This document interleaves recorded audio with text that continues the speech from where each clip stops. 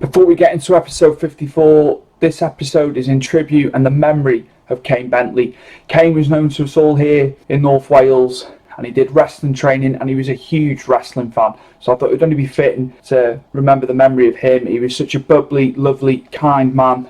He was a father. My friends Cal and Jen are also godparents to his son, and I know they're really struggling at the moment and they find it hard. So it was for them to just to remember Kane. I've met him many, many times. He used to work in a local shop down the road. He was so lovely with the customers. He was just a genuine, nice person. So this episode is in the memory of Kane Bentley, who passed away last week. Thoughts are with his family and his close friends and the wrestling community that knew him here in North Wales. You're listening to Stu's Wrestling Podcast. It's time for British Wrestling's sharpshooter, your host, Stu Palmer.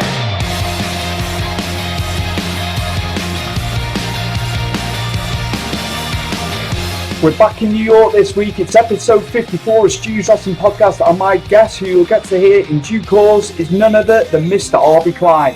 Avi runs the Wrestling With Anything But podcasts. He has Ray Lloyd on, he has Bill DeMott, Paul Roma, Mike Drosy and Del Wilkes on every week. They've hit 1.3 million viewers within a couple of months. Just on Facebook Live alone, they're expanding into other avenues as well, which you'll see in due course into the future.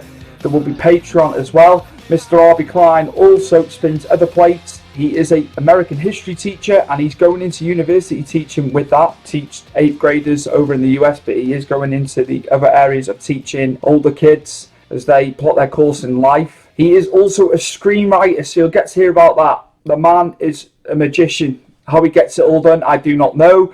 And he is a mentor of mine, and I think the world of him, and he's been so supportive of Stu's Wrestling Podcast, as you'll hear within the interview. So, without further ado, episode 54 of Stu's Wrestling Podcast with the incomparable Mr. Avi Klein. Enjoy. My guest today, all the way from New York, on Stu's Wrestling Podcast is none other than the podfather and one of my mentors in podcasting, Mr. Avi Klein. How's it going, man? It's going great, and I appreciate the kind words, man. All of your podcasts are a joy to watch. Thank you. That means a lot. That's up there. High praise indeed. High praise indeed. Right, Avi, normally I go chronological and we go back to when did you start watching wrestling? But I want to do it a bit different today. I want to talk about all the Wrestling With Anything But shows, and you've obviously hit 1 million plus views now recently in quite a short space of time. So yeah, just to tell the listeners and the viewers about the shows, man. Sure, I appreciate that. We have 10 live shows now. We started with 6, and now we're up to 10, and we're expanding. We just actually signed another pro wrestler from the past. He'll be doing a weekly, and they're all weekly shows with the same co-host, but we have a lot of surprise guests. On Mondays, we have Ray Lloyd, known as Glacier. He's on at 12 noon Eastern time. On Tuesday, we have Bill DeMott, who is known as Hugh Morris. We're on with him Tuesdays at 5:30 p.m. Eastern time. On Wednesdays, we have a podcast called Maintaining the Truth with Paul Roma. That's Wednesdays at 7 p.m. Eastern time. On Thursdays, we have Hall of Famer Don Morocco on a podcast called Making Waves. That's every Thursday at 5 p.m. Eastern time. On Fridays, we have 2 shows. Ray Lloyd Glacier once more, Fridays, noon p.m. Eastern time. The nightcap at 6 p.m. Eastern time is Road to Recovery with Duke the Dumpster, Mike Drosy. On Sunday, we have Unmasking the Truth with the Patriot Del Wilkes, who you've interviewed as well. That's every Sunday, 8 p.m. Eastern time. Saturdays, we have a show called The Green Room. Mickey Doyle, who's been in the wrestling business for 40, 50 years. He hosts the show with a lot of the contemporaries and supporters of our channel that contribute a lot. My fellow actor and friend Howard is on that show, and just a bunch of different guests. We've had Gerald Briscoe on. We have Ernest the Cat Miller on. But these are all shows. They're not one-offs, so it's pretty much you're following a series. And every show that people watch, you'll be able to watch it with the co-host I mentioned every week. But we're on every day. So it's a different show every day, different themes, and it's not just wrestling. Like that wasn't my objective from day one. So obviously, for the most part, yeah, you touch upon the wrestling, but there's a myriad of topics, isn't there? You know, episode to episode, co-host to co-host. Yeah. The way I looked at it was, we're more than just our profession. When I was 18 years old, I wrestled, and I trained under Ted Petty who's known to wrestling fans as Rocco Rock from Public Enemy. He wrestled in ECW, WCW with his partner Johnny Grunge. And Rocco Rock was incredible. King Kong Bundy, Chris Pallies, he helped me out a lot as well. And I transitioned from bodybuilding. I didn't know anything about pro wrestling. They didn't know a thing about pro wrestling when I started training. A guy named Dennis Carluzzo from NWA New Jersey found me. And pretty much, I mean, he looked at me as someone that he wanted on his roster. I was a bodybuilder back then, believe it or not. For those who saw my Facebook pictures, probably believe it. But then COVID happened. So, but I was bodybuilding. That was my goal. And then I got into pro wrestling, and these guys taught me the tricks of the trade. They noticed I was humble and respectful. So I wanted to pay it back. And that's why I started doing these podcasts. I mean, since then I've done other stuff, but I wanted to pay it back to the gentleman who treated me like a gentleman when I was young. That of the pro wrestlers, the older guys. So, how was it training? Because obviously I've always talked about doing it. What was it like? What were your experience of wrestling training? We'll go into that, I think. And how was that for you? It was different than bodybuilding, that's for sure. I try to just listen. I saw a lot of younger guys. I'll tell you a quick story. There was another person who was a bodybuilder who I don't remember his name. Might have been John or Jake. And the guy was about maybe 310 pounds with like 5% body fat, big guy. Rocco Rock was training him also in the ring, but the guy kept yapping. This guy kept talking. And we did a lot of spot shows, which means they weren't the major shows, but they were like town to town within the state of New Jersey. We did some local shows. And this kid, in a ride with Rocco Rock, myself, King Kong Bundy, a couple of other journey, it was like 4 or 5 people. And it was like a big Jeep. And we were just, this guy kept yapping. And I forget who was driving, but it wasn't Rocco Rock or Bundy. But Rocco told the driver to stop the vehicle at once. And he told this guy who was yapping, he said, "Hey, do me a favor. I forgot my book. My book is in the trunk. It's in the luggage. Can you go back and open the trunk?" And the guy goes, "Sure." He opens up the trunk, and sure enough, Bundy and Rocco, like something out of a movie, simultaneously tell the driver, "Go, go, go, go, go." And they ditch this guy. And I'm like thinking to myself, all right, we still have another 40, 50 miles. They'll probably backtrack. They didn't backtrack. This guy had to hitchhike. They did that because he just, again, wasn't humble. He wasn't modest. And I think a lot of people don't understand the wrestling business, or those who think they do. They don't really get the fact that if you're talking wrestling lingo, if you're being disrespectful, if you're being mouthy, the veterans don't care how talented you are. They're not going to look at you as someone they want to help. So I learned how to just, I learned that from my father, but I was fortunate enough to stay humble because I saw a lot of kids with talent just literally go nowhere because of their mouths. So you really enjoyed your time. How were the spot shows? Good. There were a lot of veterans at the time. Valentine was down there. There were just so many vets. And working with some of the veterans in the ring was cool. But that's another aspect of etiquette that a lot of people don't know. You don't walk up to a veteran and say, "Here's what I want to do." You never do that. Nobody taught me that. That's the funny thing. And how about this? I didn't even know that wrestling was on the up and up until about maybe a week or two before my first show. I'd watched wrestling as a kid, so of course, but I mean, I didn't know the psychology of it or anything. But I've seen so many people, again, walk up to a veteran and say, "How about, we do this during this portion of the match, and I'll slam you and I'll go off the ropes." And the veterans look at them half the time and like, "Yeah, sure, kid." And then they just eat them up. They eat them up in the ring because of their disrespect. You don't walk up to a veteran telling them what you want to do. So thankfully I never had. I'd walk up, I'd just politely introduce myself to everybody in the locker room and say, "Hey, sir, I'm working with you tonight. What would you like to do?" And then you just follow their lead. Incredible, man, incredible. Going back a bit, you're obviously a fan of pro wrestling prior to training and doing wrestling matches and stuff of that nature.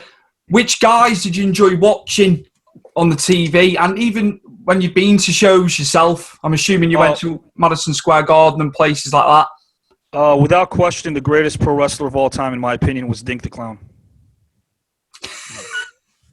You're deadly serious. Dink the Clown was the greatest. No, listen, hey, nothing against Tiger Jackson, but I mean, I grew up. I didn't go to the Garden much to watch wrestling. I was more I liked wrestling on TV. But if I needed to see, like if I was watching live events, it was sports. Like my dad, I'm big on sports, whether it was basketball. Never, to be honest, never like really an American football fan. My dad's not from here, so I was always a soccer fan. Soccer and basketball were like my two sports, so I don't really go to the Garden to watch pro wrestling, but there have been a lot of amazing cards in the Garden. That's cool. That's cool. What about events within the wrestling calendar? Just to extend off that, which ones did you enjoy watching? Prior to the pay-per-views, I just enjoyed watching the weeklies. Like in New York, we had so much. I mean, we had so many different options. Like there was a smorgasbord, a buffet of different wrestling. You can watch AWA on ESPN. You could watch World Class Championship Wrestling by the Von Erichs. That would show up too, I believe. I can't remember which channel it showed up. UWF, Mid-South, Bill Watts. We got that. Of course, WWF in the Northeast. But then we also got on the Superstation, we got WCW, which was back then known as the NWA. So there were so many different like options to watch. And as a kid, I ate it all up. I just watched everything as a kid. Any favourite matches, Harvey? Any standout matches? I'm sure there's like one heck of a list that you've got there, but yeah, maybe some standout matches. Harvey Klein's. Yeah, we like Dink the Clowns. I'm trying to think of some Dink the Clown matches off the top. Can't nothing comes to mind. Maybe maybe he'll let me know. Great matches. There were. I mean, you know what? Every time I don't know if the dog collar match. I remember Piper and Valentine. I didn't watch it live. But I had a friend who was like circulating a grainy VHS tape a few years later. And I remember just watching Valentine Piper. And they were in the WF at the time. So as a kid to watch them do the dog collar match, which was so much more intense than anything you saw in the WWF. Like these guys, I think if I'm not mistaken, Piper or Valentine or both had permanent ear damage after that match. So it was brutal. I watched it years later, obviously. How about you? Stands up today, doesn't it? The brutality, but telling a story in the same token. Well, what match did you look at and say, "Hey, this is really what got me into it"? I'd have to say it'd be perfect and Bret, SummerSlam 1991. Bret will still be my favourite, to this day. All the matches hold up, Harvey. I was obviously at Wembley Stadium for Bret versus Bulldog. Wow. So any Bret matches. And yeah, just anything with Bret and Perfect at King of the Ring 93. But obviously, sure. Bret's run, he had Razor, Bam Bam, and Perfect, didn't he? Winning it. Just that one night, I believe, right? Yeah. Yeah, just 3 different types of match. And not just crediting Bret for that. It was the guys he was in there with as well. They all played their part, didn't they? So I always thought, yeah, and he had some really cool underrated gems too. I mean, he had some great matches with Kurt Hennig on the house show circuit years before. Yeah. It's incredible. I loved him with Jim as well, tagging, obviously prior to his singles run. They still hold up to this day, man. They had more high hopes for Jim prior to Yeah, they had Jim. I think they paired him up with Jimmy Hart right away, if I'm not mistaken. He was good, man. He was the powerhouse. Short, but he had the build, didn't he, behind him, and then Bret for the technical side. I think when Neidhart came there initially, he was a singles. Right. Okay. Yeah, and they were like he came right from Mid-South. And Bill Watts likes his big guys. Bill Watts likes those, burly big guys with a football background. And Jim Neidhart, I think they had plans for him before he got tagged up with Bret. But wow, who knows? That's cool, man. That's cool. When did you don't watch it? You don't watch wrestling now, do you? I'm right in saying. I haven't watched the product in maybe 10, 15 years. So. What's your reasons for that, Harvey? What's not right with it in your mind? I guess it's almost like maybe kind of like a food that you were a fan of and you just kind of got past it, or music, a musical band or a song or a style of music you just kind of left behind you because you got older. I mean, not to say that there's anything wrong with a certain age demographic watching wrestling. I have friends who are highly astute, highly intelligent, but also down-to-earth people in their 50s and 60s who still get a kick out of it. My co-host, Don Morocco, he watches wrestling, I believe. Still, I don't – it's not about – it's just I lost interest in it, but there's not one singular reason why, if that makes any sense. That makes sense, man. And you're spinning a lot of plates, man, in your life, aren't you, the things that you do. History teacher, I want to come away from the wrestling. Let's segue out of that. You're a history teacher, aren't you, by day? Yes, sir. Teaching 8th grade U.S. history. I've been doing that, for about 7.5 years. It's not obvious. It's not for the paycheck. I know you're overseas, so you may not know this, but teachers don't exactly get paid a lot of money in the U.S. So we don't do it for the money. Wow. Yeah. But it's for the passion. There's something else I do to butter my bread. But teaching is great because, especially that group. I mean, you look at kids. You know, I had a couple of kids like a couple of years ago teach me slang I never knew about. Just everything that you learn on the internet is like you learn it from kids. And how about this?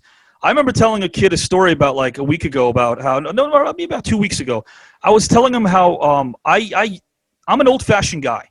If I'm riding the New York City subways, I tend to people watch, not to stare like a maniac, but, you know, people watch, you observe. It doesn't happen anymore. People are glued on their cell phones. And one of my students a few years back, I saw him, I was also teaching gym for a while, so I was telling him, hey, why aren't you playing? And he goes, well, I'm talking to a friend. I go, no, you're not. You're on your cell phone. You're texting. He goes, well, yeah, I'm talking to him.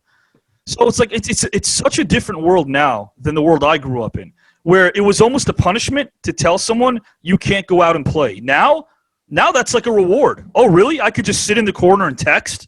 So it's harder to discipline kids in school now, especially with the PC culture that we're living in right now. Absolutely, man. Not to say that I ever did anything drastic, but even if you raise your voice as a teacher, you can get written up in a heartbeat. So it's modern teaching, I think, on your part. And then, you know, no, it's nice, man.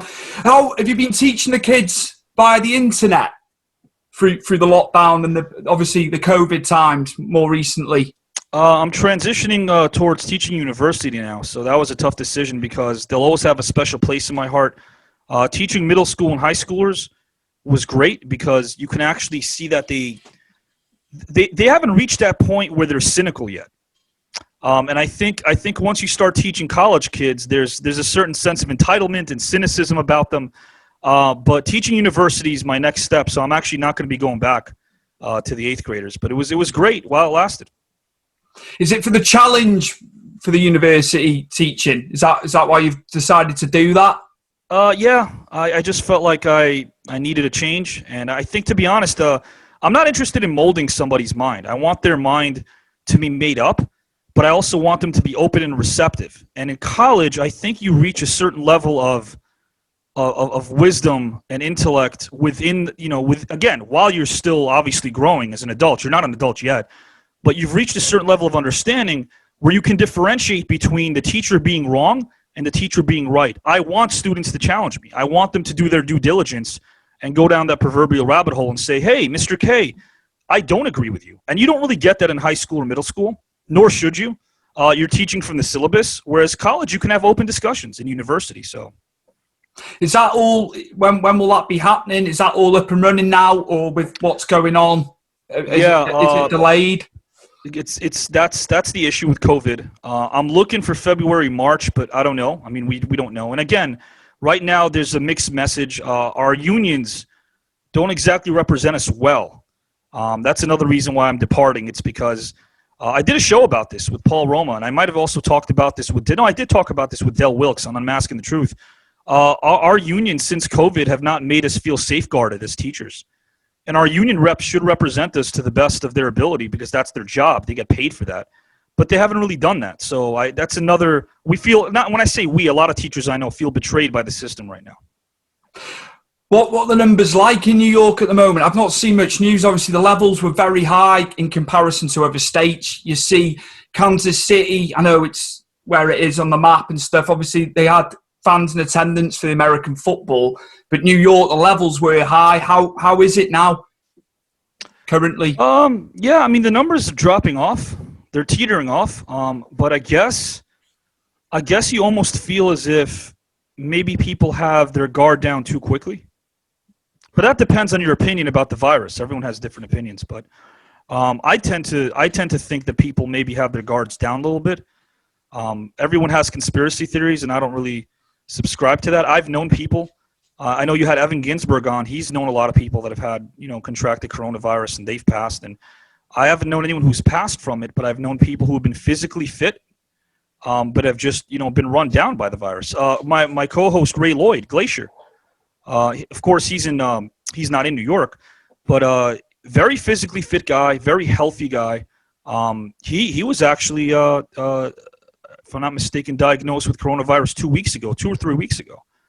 He missed one of our shows, and this goes to show you how how committed he is to these podcasts. He calls me up and he goes, I'm run down, but, I'll still do the podcast. I go, no, like, you got tested and, you officially have coronavirus along with your girlfriend. Like, it's fine. He goes, no, I'm home. I could still do it. I'm like, don't worry about it, man. Paul Roma, not with coronavirus, but Paul Roma had a heart attack. He had a widowmaker heart attack a week before we debuted our podcast.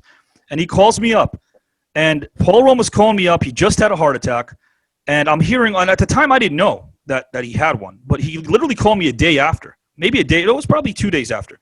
And I'm hearing all these, like, messages and these loudspeakers. And you can hear nurses and doctors in the background. I'm like, Paul, what's going on? Are you okay? He goes, no, I just had a widowmaker. And they call it a widowmaker heart attack because people don't really come out of it. Like, only about 2% of people who get a widowmaker heart attack survive. And he's like, don't worry about it. I'm still in the ICU, but I can still do the interview, our first show from the ICU. It's no problem.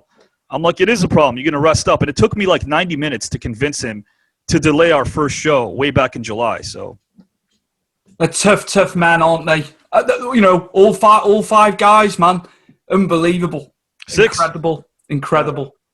Absolutely, man. Absolutely. Right, I'm going to segue now into screenwriting. Now, I know you've talked about screenwriting, especially the episodes I've watched with the guys. So, yeah, so tell us about your career in screenwriting. I really want to hear a bit more about that. I'm grateful for my career in screenwriting because if it wasn't, you wouldn't be seeing me wearing these blazers every day. Screenwriting is it's what butters the bread, so to speak. So you'd probably see me with a T-shirt and jeans if it wasn't for screenwriting.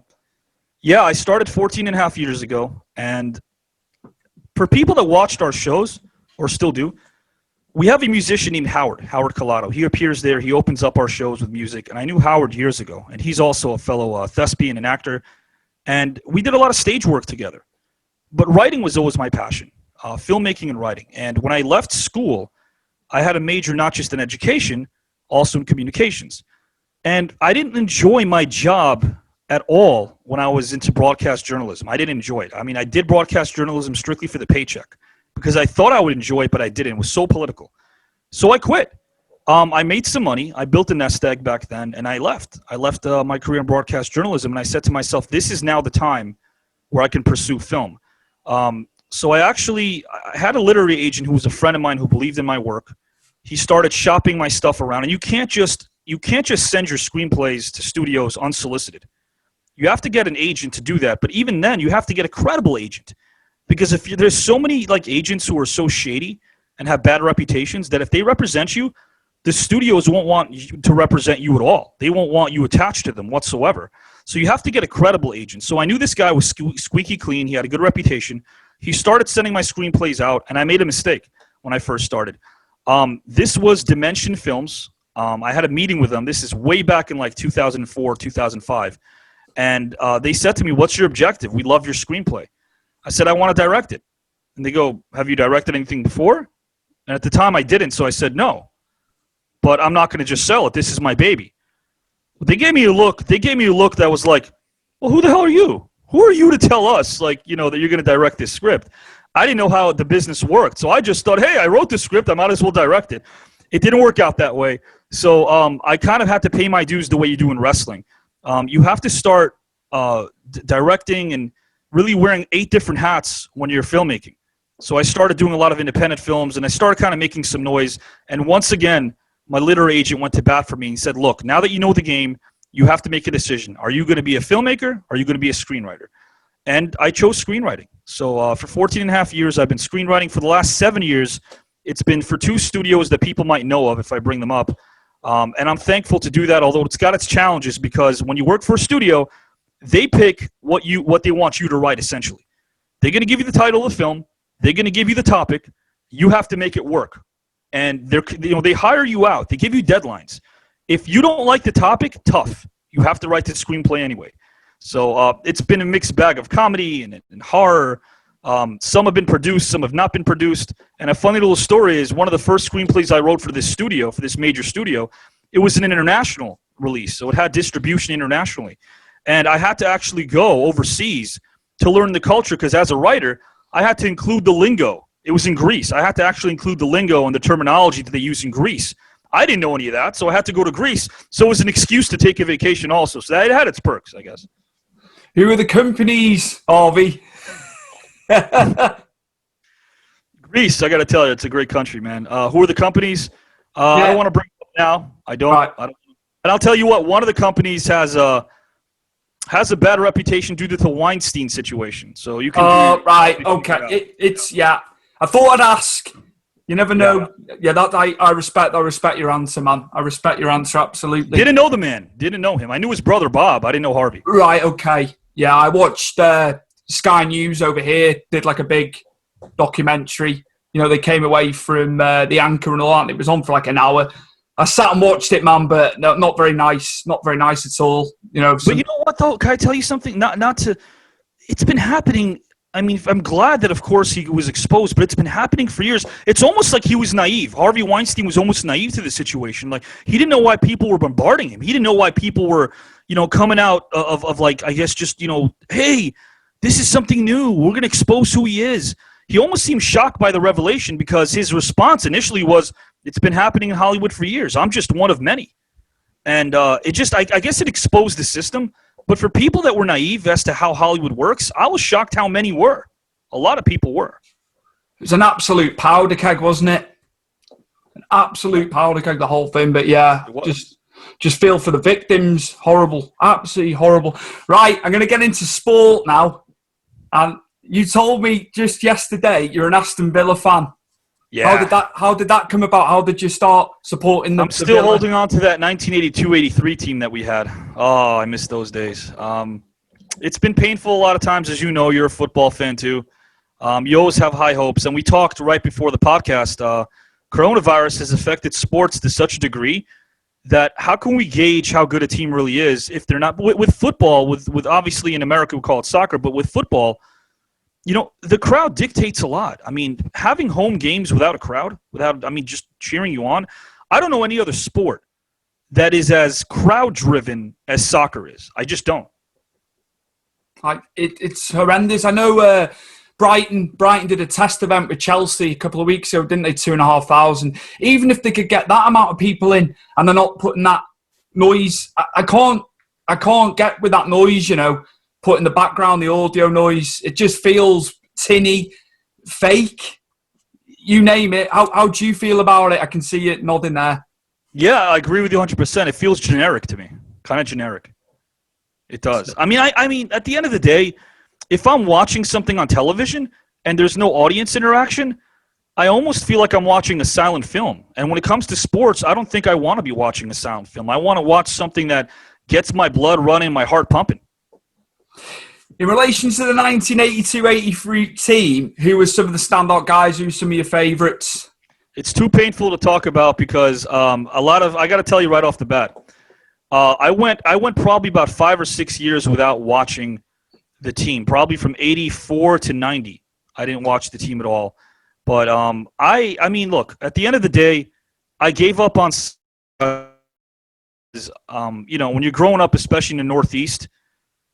I didn't know any other friend that watched soccer.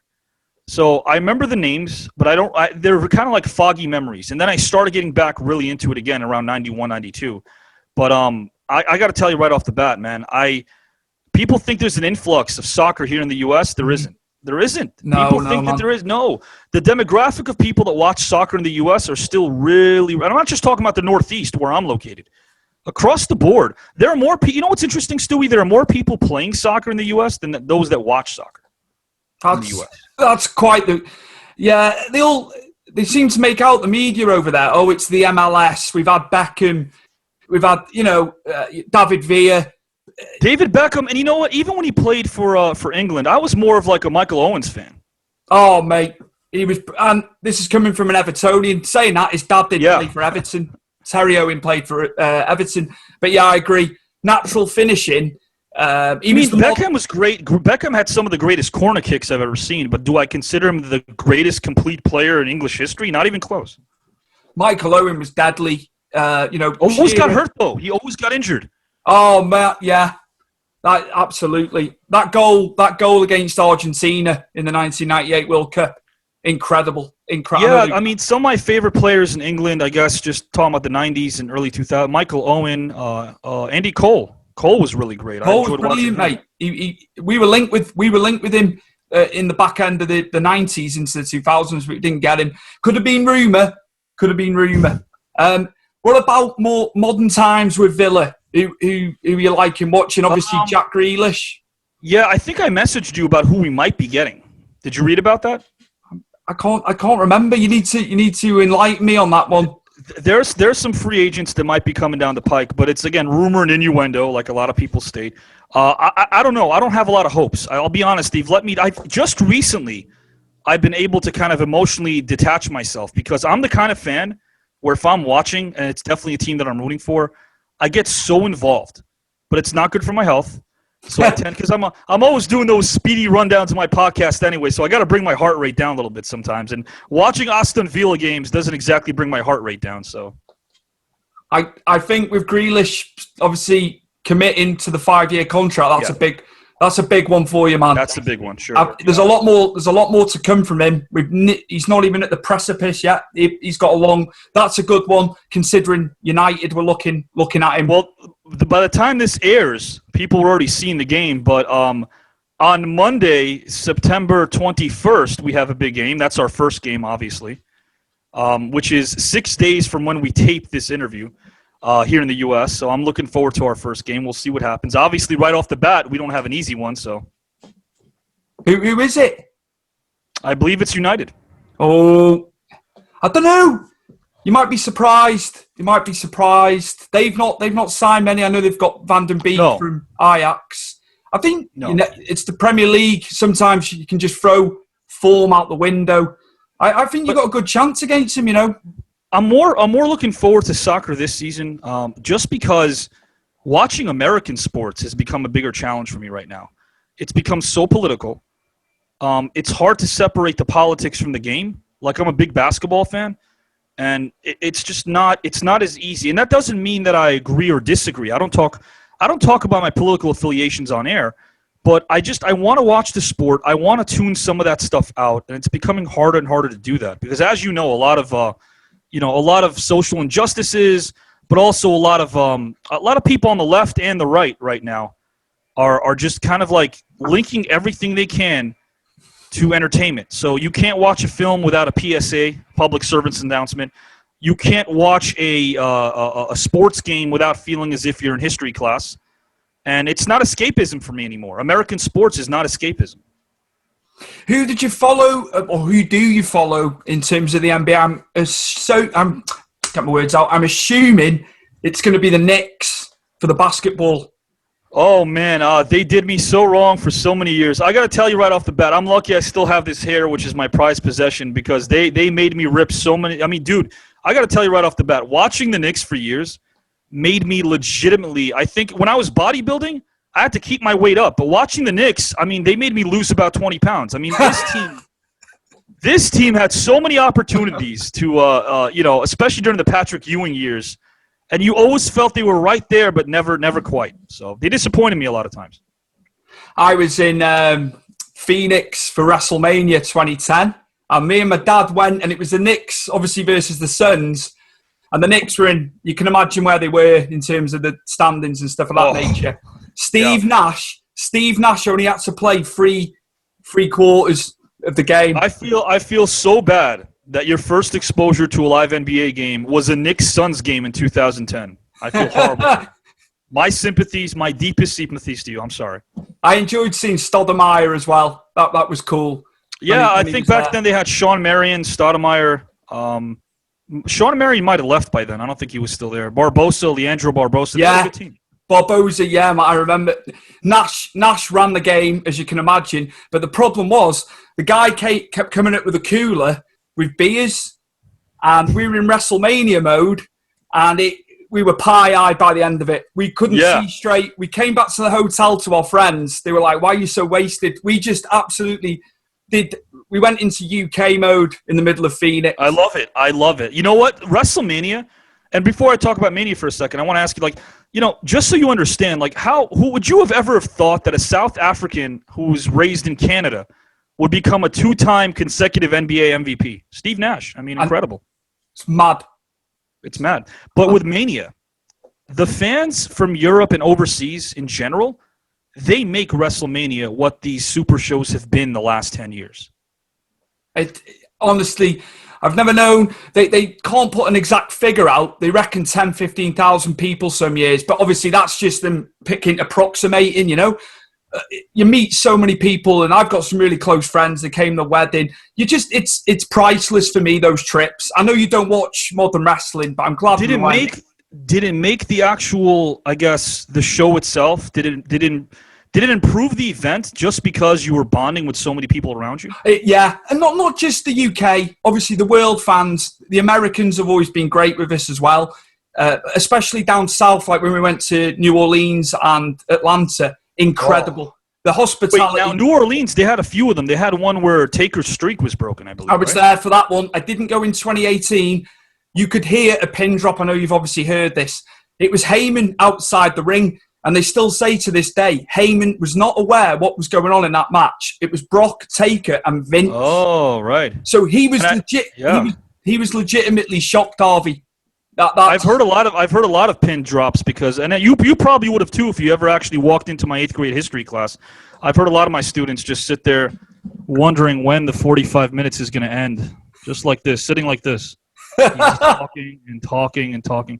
But no, Mania was always like a super show. But once they started doing stadium shows again, they only did about 2, I think, in the 80s and early 90s. They did WrestleMania 3 in Pontiac. And they did one in the Hoosier Dome, WrestleMania 8. And they were supposed to do one in WrestleMania 7 with Slaughter. You know, when Slaughter was like they were supposed to go to the LA Coliseum.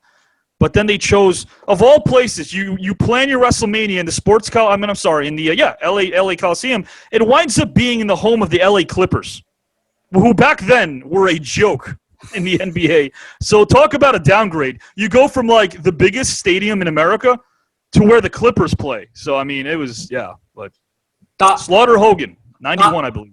That Iraqi sympathizer thing, he was getting legitimate death threats, wasn't he?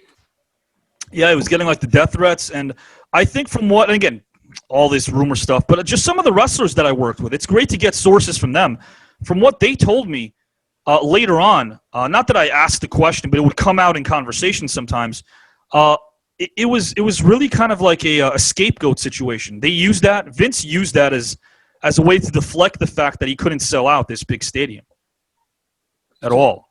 He couldn't sell it out with Hogan Slaughter. I mean, Slaughter at the time was past his prime. So it was a good match. I've got to be fair. I still think it was good the way it was done. But you know, Hogan was not coming to the end, but obviously he'd had it a long time. He was at the top.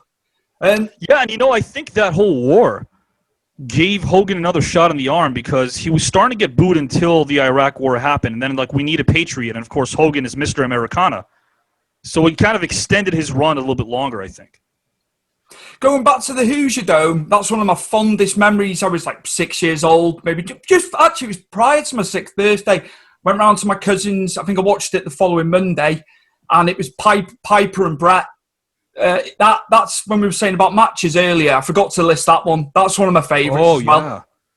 Yeah. Well, Bret used the old. He had an opponent that he used to wrestle in Calgary called Leo Burke, and there was a finish they used in Calgary that he decided to use against Piper. You know, I believe where he kicks off the turnbuckles and does he pins him with his back.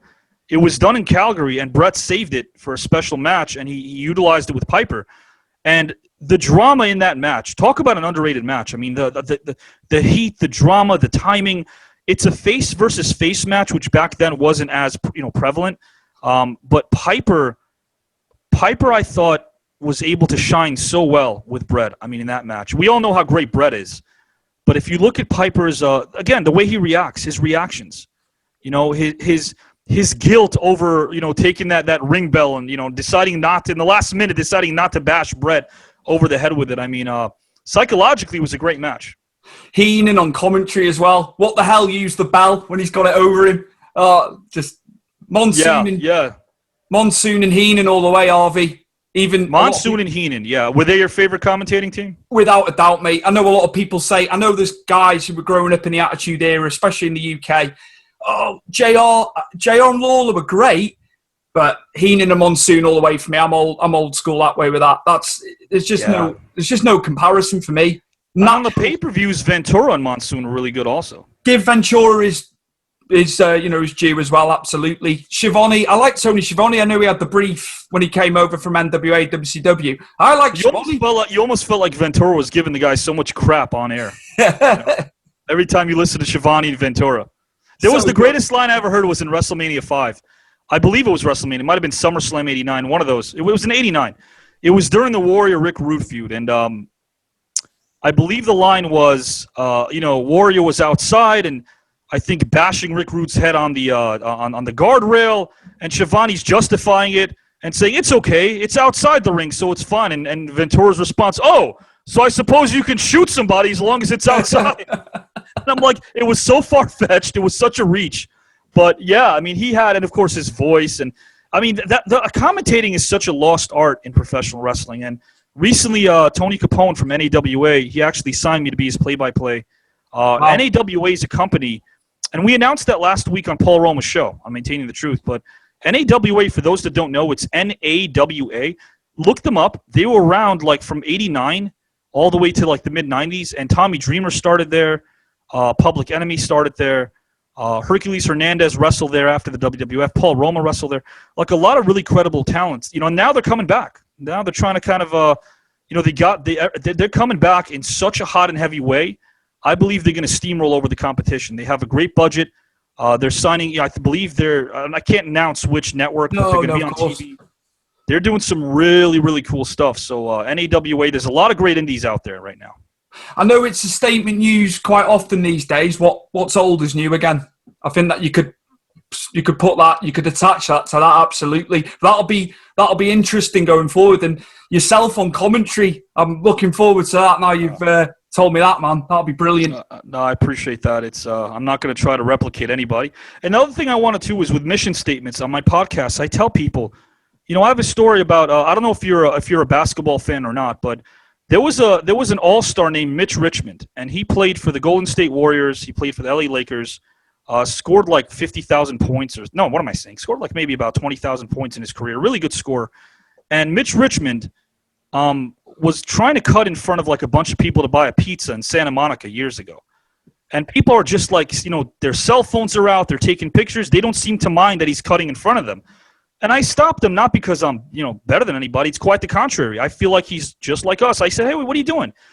He goes, and then he had his agent or his little posse with him, his entourage. And they were like, that's Mitch Richmond. I go, I know who it is, but why are you cutting everybody to get a pizza? Like, what's the deal here?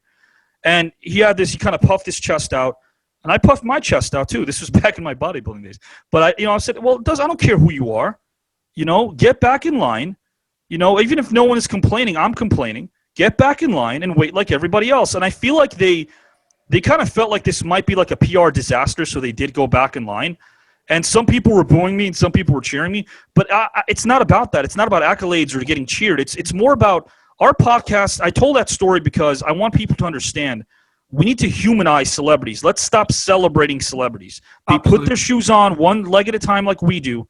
They eat their bran flakes for breakfast the way we do. They may not wear these blazers like I do because they don't have them. But, I mean, they do everything. They're regular people. They're like us. And that's what these podcasts are. We try to humanize them. We try to let their fans understand that they can relate to you and you can relate to them. There is no class system. You know how many times I worked with a wrestler doing a podcast, but I'm not going to mention who it was. This particular individual thought he was better than everybody. This particular individual just had this highbrow mentality of thinking that he's above everyone. And I stopped working with the guy. I'm like, I don't want to work with you, man. You're a jerk.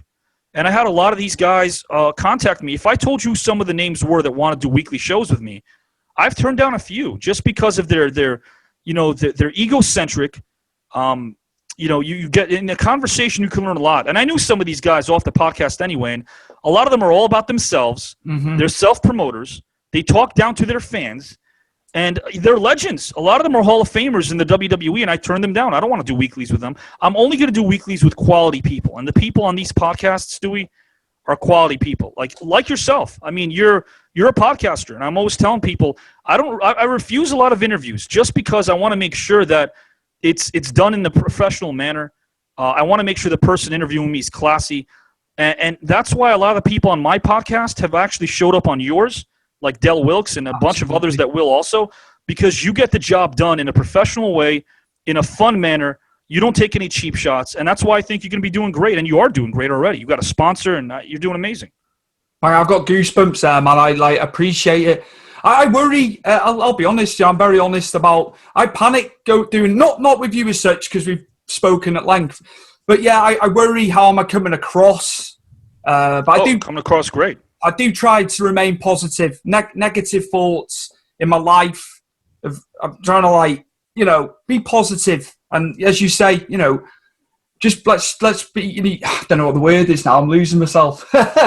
Every time when I watch your podcast, there's this energy that you bring that's so organic, Thank you. so natural and so real, and that's rare. And it's great that you're able to sit down there and make people feel as if they're having a great conversation, and that's what it's all about. And you bring that to the table. So, just some of the guys, some of the guys you've had on as well. Barry Horowitz, brilliant. Dwayne Gill, we had fun. He's as crazy as me. He brought the crazy side out. It's just, if you'd have told me 20, 30 years ago I'd be interviewing these guys, I would have said no chance. It's crazy. And sometimes the internet does work for you. I know it gets a lot of negative. And it's important to also just, not to sound like a broken record over here, but it's important to understand they're people like we are. Yeah. And I don't ever, when I spit, and I guess it's easier for me to say because I knew some of these guys before we started podcasting, but, I don't call them, the Patriot. I don't call them Duke. I call them Mike. I call them Del. I call them Paul. And they're human beings. I got mad at a person I worked with who gave so much attitude to a fan that I remember telling him on the phone once, I said, just because a camera was on your face for 15 years and you were on television, on cable TV, doesn't make you a better person than anybody else. Get over yourself. And I hung up on him. And he couldn't believe that I hung up on him. And I'm like, well, believe it. He kept calling and texting. I said, man, get the point. I'm not going to answer the phone. And it's like there's this class system that makes people not understand that it's not weird to do that. Like, what makes it weird that another human being hung up on another human being, but that human being was on television? That makes him better than me? I don't think so. God, just have some respect for yourself and respect for others. Yeah, and there's not to say there's little of that, but a lot of people say don't meet your heroes. But maybe luckily for me, I was never starstruck by anybody, but I've known friends who have been. And yeah, I mean, you're gonna get. It's not just with wrestling; it's across the board. I did StarCast last year with Ray Lloyd. It was in Las Vegas. We did a live podcast in Las Vegas for StarCast. And I'd only worked with Ray for a couple of months, and he's the opposite of what I mentioned. This is like the most down-to-earth human being you can ever meet. He treats people with so much respect. He wears so many different hats. He's also a filmmaker and a wrestler. He does so much. And then you got guys like, run him down really quickly, Paul Roma. This is a guy who's so honest and so, brutally honest with how he conveys himself. And he's all about respect. And he's just, you don't find people like these growing off of trees. Mike Drosy, he's devoted his life. Duke the Dumpster, he's devoted his life. Another person I believe you interviewed, right? Mike Drosy. Incredible. Like, literally, what a guy. I know I sound like a broken record. All of them. Like, I want to get Bill DeMott on, Paul Roma. And really quickly, Mike Drosy, for those who are listening, this guy devoted his entire life to help people in recovery. Yeah. He has his own story and he puts it out there. And I've never, what a great human being that doesn't have, doesn't subscribe to the pecking order of the way wrestlers or celebrities do. This guy's just, a down-to-earth guy. Bill DeMott, his whole focus right now is on his daughter, Carrie Ann DeMott. And I want people to check out the CarrieAnnDeMottFoundation.com. Absolutely. I have a show with Bill later today, my time, 5:30 p.m. my time today with Bill DeMott. It's called Face Value. It's a weekly show we do on Tuesdays with Bill. And, again, this guy devotes his whole life, not just for his daughter, but for those who are going through similar situations that he and his family did. So he emphasizes how repeat DUI offenders are free, and how again he does a lot of speaking engagements. You got guys like Don Morocco, who's one of the most down to earth human beings there is. Our show is called Making Waves, and it's kind of a fun show where we can just, again, this guy doesn't size people up. He treats everybody equally. Del Wilkes, who's such a gentleman. He's hard hitting. You've interviewed him. He's hard hitting. He has his beliefs, but he'll tell you how he feels. But he's so respectful. And I couldn't ask for, and we had a couple other people I haven't announced yet. They're going to be doing weeklies with us, but I couldn't have asked for a better group of guys to work with, because these guys, again, I would go to war with them if I had to. That's how strongly I feel about them. That's incredible, man. So, like, going back to Del and Mike, it's just like, literally, I'd always ask, is there anything I can't ask? And I've messaged prior. No, open book. It's fine. You can ask anything. But just going back to respect, Harvey, I always, check first before I say, or say something that might offend. Yeah. But they're all honest and open, aren't they? Every single one of them, which is refreshing. It's refreshing. It's refreshing to hear. And, it is, and we're on Facebook Live, so that's the idea is, and of course we're going to be on other platforms soon. And we're happy that we got 1.1 million views in only 2 months because we're only on one platform. You can find us on Facebook Live and on my page, Avi Klein, or their pages as well. But pretty soon we're going to be obviously, and that was the idea. We're going to start and build that community that we have, and really soon we're going to be on Instagram and Twitter and Patreon. Patreon's a paid subscription site, which will offer, the fans and community a chance to actually get extra content that they can't even imagine. We got some really special shows we've never done. But if they're not on Patreon, that's fine because they'll still get their free shows on Facebook every day. So you can best of both worlds. Absolutely, man. Absolutely. I'm going to ask you now, which guy's going to go back to wrestling? I know we've spoken about wrestling quite a bit. Sure. Which guys do you feel didn't make it to the level that they should have done in pro wrestling when you were watching it, when you were really avidly watching, and when you were performing in it too and training in it? Dink the Clown. We go back to Dink. Going back to Dink the Clown, baby. Yeah, there were a few that I mean, if I bring them up, I don't think people would know who they were because they didn't attain that level of success. But I mean, were there? You mean as far as guys who could have become superstars who were working for the big promotions? Maybe, yeah, and higher up the card, because obviously it's the same now. I watch guys and you think you should be higher up, but it's just there's so many guys within a roster. But yeah, just guys that you felt could have been, given the chance, they could have been amazing. You know who had a lot of talent going for him. And again, I didn't watch wrestling during this time, but I saw snippets and I also saw different video packages on YouTube. Mr. Kennedy, I always thought he was really good. I thought he could have been a superstar. Like, he really had it all. He was great in the ring. He was great on the mic. Mr. Kennedy, I know he also worked in TNA's Mr. Anderson. Absolutely. Yeah, he was really, really good. But again, I think a lot of it is. And when you talk about the older guys, who are working for the WF, the way they gauged success wasn't based on whether or not they won or lost. It was about a paycheck. And people were getting paid back then. It didn't matter if you were, Hercules Hernandez. It didn't matter if you were Paul Roma. It didn't matter if you were, and again, of course, if you were on Hulk Hogan's card, I called it, on Don Morocco's show, I called it trickle-down Hoganomics. If you wrestled on Hulk Hogan's card, you were getting paid a lot. So people wanted to, there were A shows and B shows. If you were on Hogan's A show, you were getting paid a lot of money. But at the end of the day, I think the business was doing so well that across the board, Bret Hart mentioned when he started out in 1984 with the WWF, and he was kind of enhancement talent. I mean, he was pulling in, it's documented, he was pulling in $15,000, $20,000 a week. Crazy. In 1984. Absolutely. Incredible. In terms of inflation, what would that be today? Do you know what I mean? Oh my God. That's a sizable amount, as you say, even being that far down the card and enhancing people.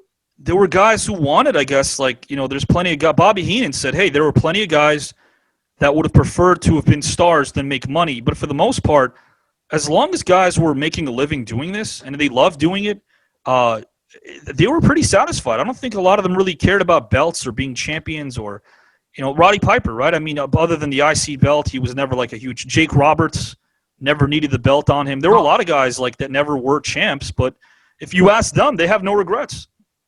They were high enough up the card, and they superseded the belt, which is incredible. If you can supersede, there wasn't that onus on the belt, was there, Harvey?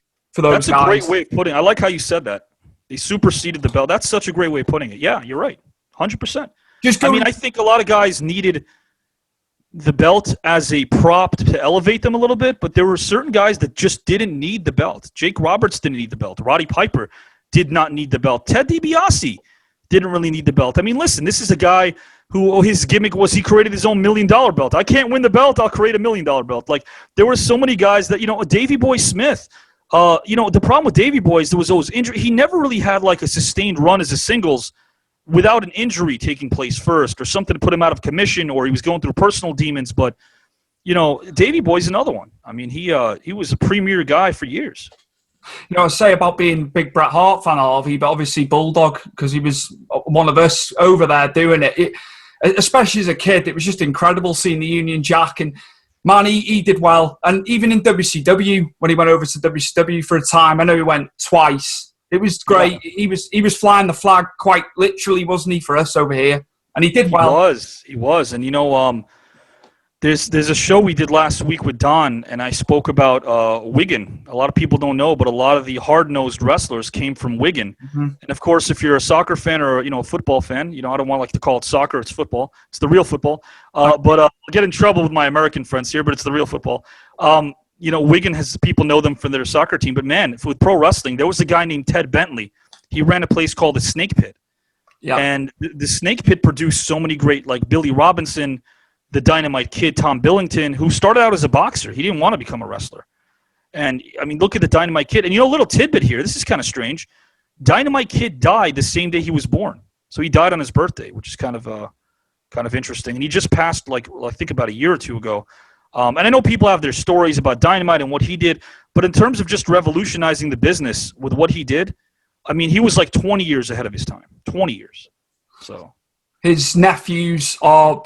They've started out the last couple of years. His two nephews over here in the UK. Oh, really? All the best to them, keeping the Billington name going. Hopefully, how are they in terms of talent? From what I've seen, really, the lads are raving about them. On the North Wales coast here, obviously we've got a lot of lads wrestling. There's a lot of schools now. They've said they are absolutely brilliant. They know them personally, and the sky's the limit for them if they keep grounded and. They've got a good chance of making it, I think.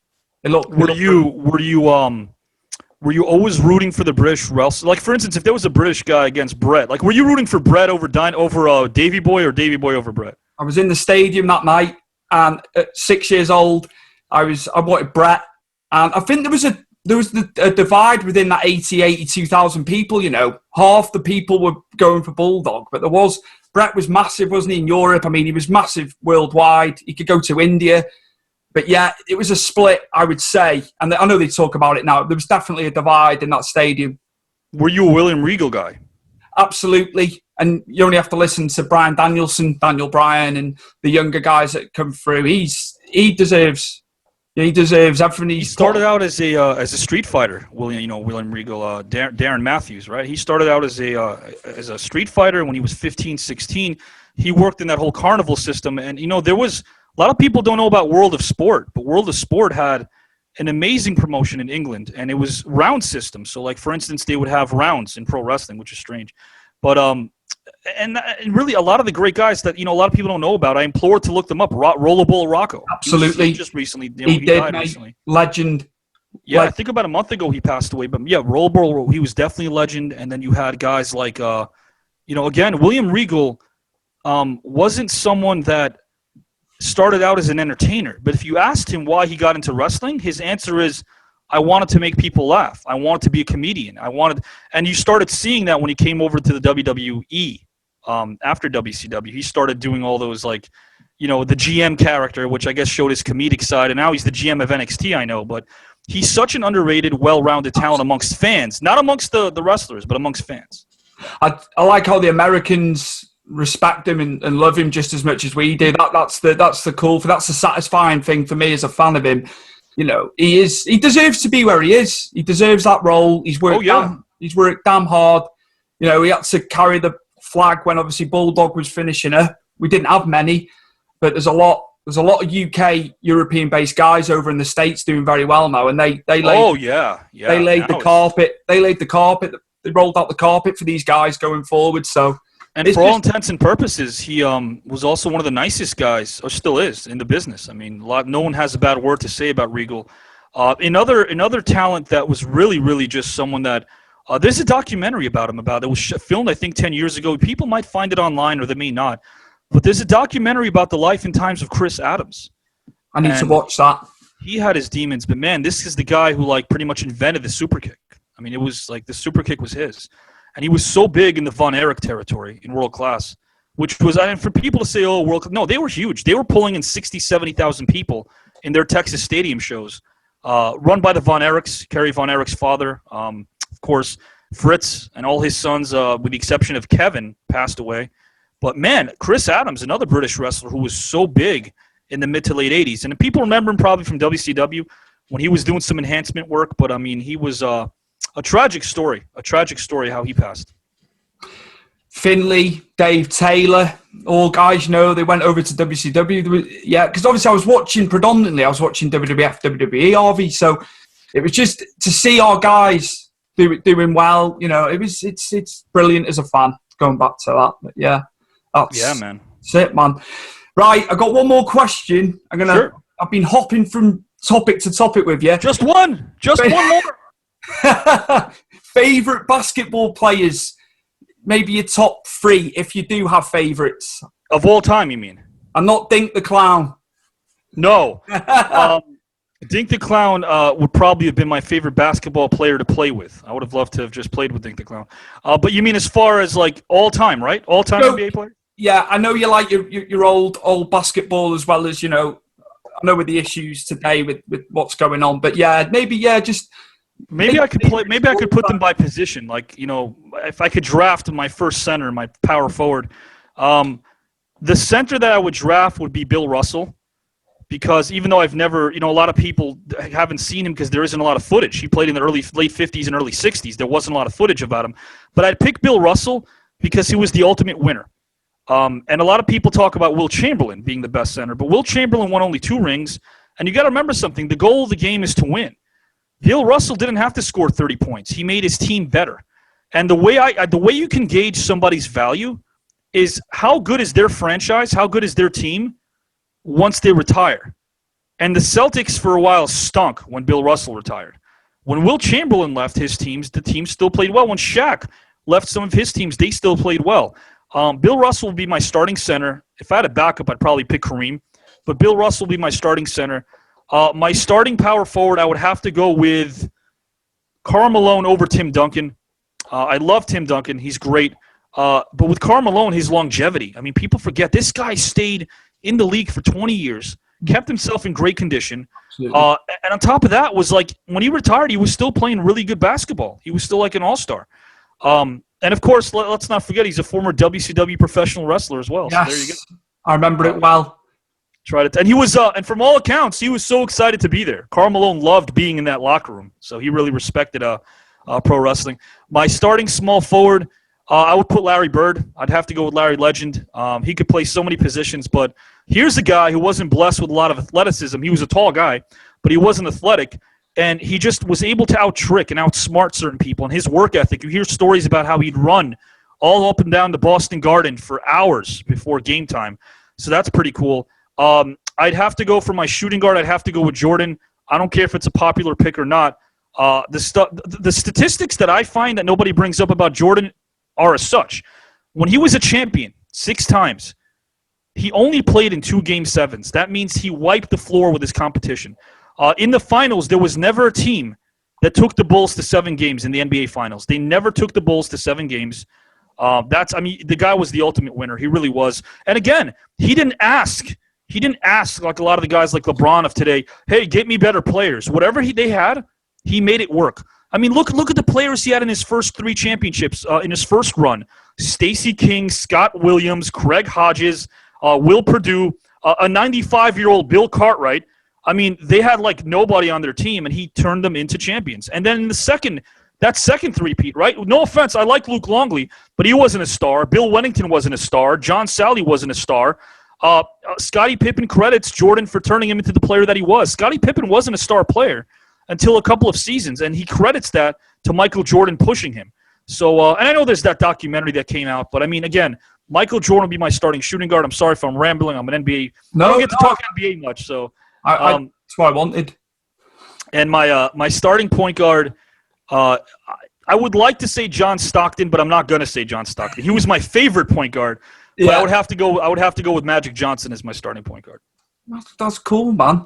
What do you think of modern NBA as a game? Not all the stuff around it, the political side. Just what your views on NBA now in the modern form of the game. I never thought I'd see a player like Giannis come around the pike and play point guard. The guy's 7 feet tall.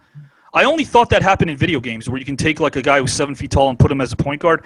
I mean, the guy brings up the ball. And I got to say, the European inclusion in sports, whether it's wrestling, basketball, I just love seeing sports diversified. I love seeing athletes coming from different parts of the world and just doing so well.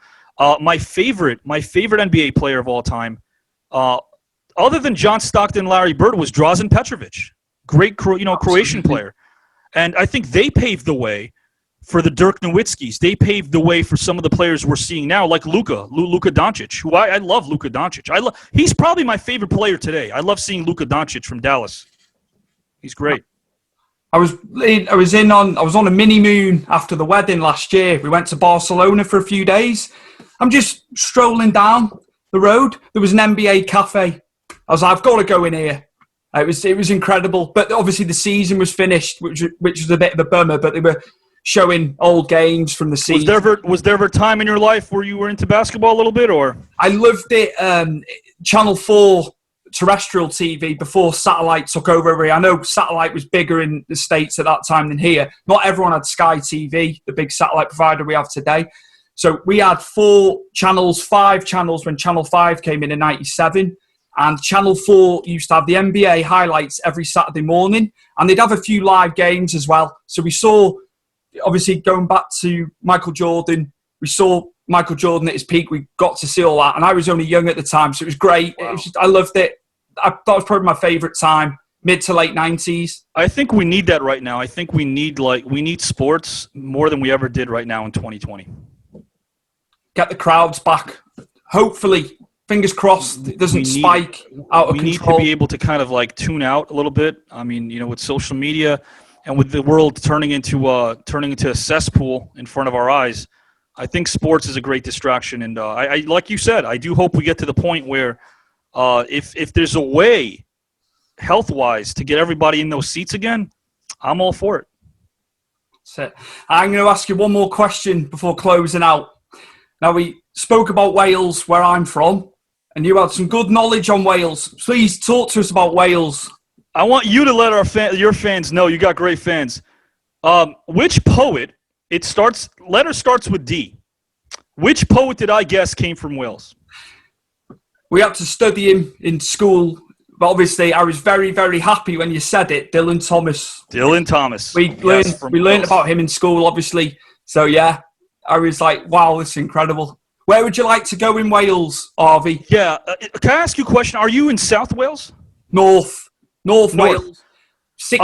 What are your thoughts about South? I've had friends that have actually, fellow teachers that have been to South Wales, and they speak really highly of it. Do you ever go to South Wales or?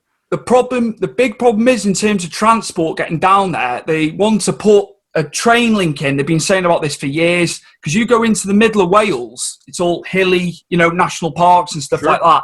So you have to come out the border coming down from North Wales and then come back in to get to Cardiff. It's about 4.5 hours on the train from here. But if they get this rail link where they want to put it, I'd love to go down to Wales. Again, this is I have a bucket list of places. Australia and Wales are on my bucket list. I'd love to go to both Australia and Wales.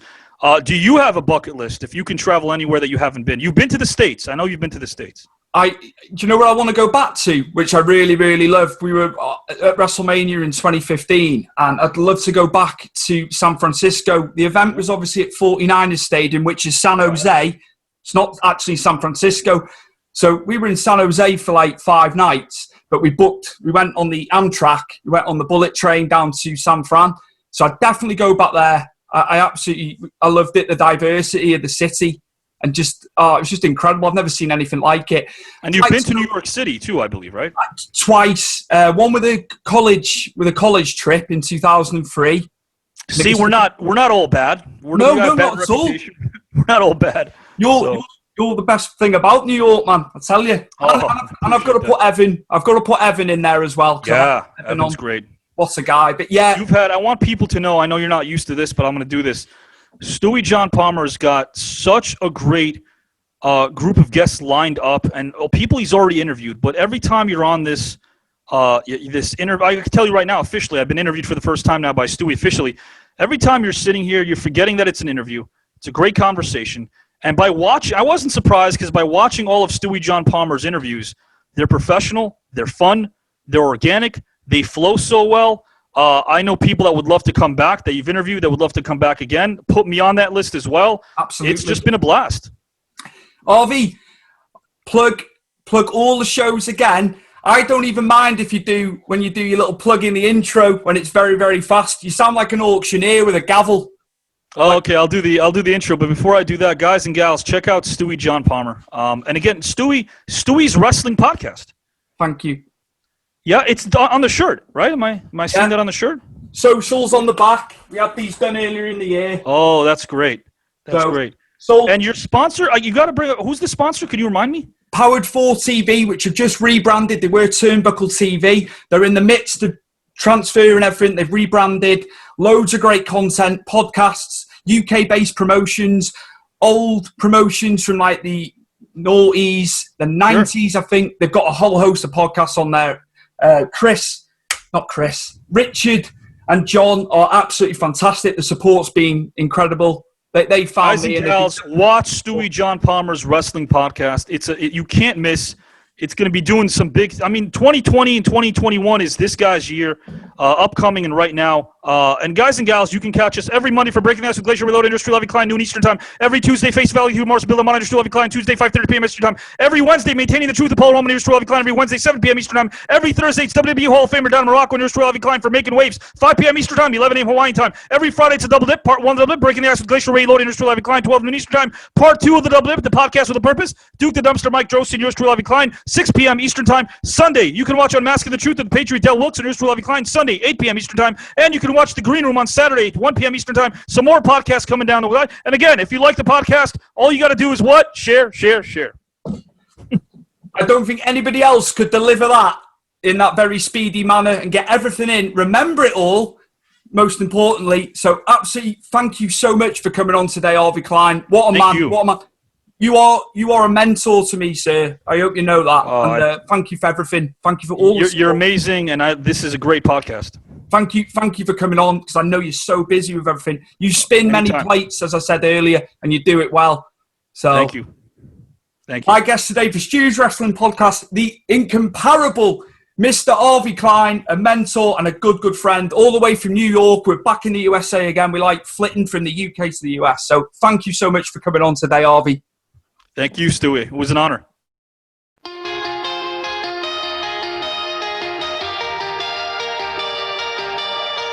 Today's episode is brought to you in association with Powered 4 TV, so go and check them out for anything wrestling related, old events, new events when we come out of COVID, podcasts, you name it, it's all there at Powered 4 TV, so find them across social media. And a big thank you to Richard and John for looking after me too.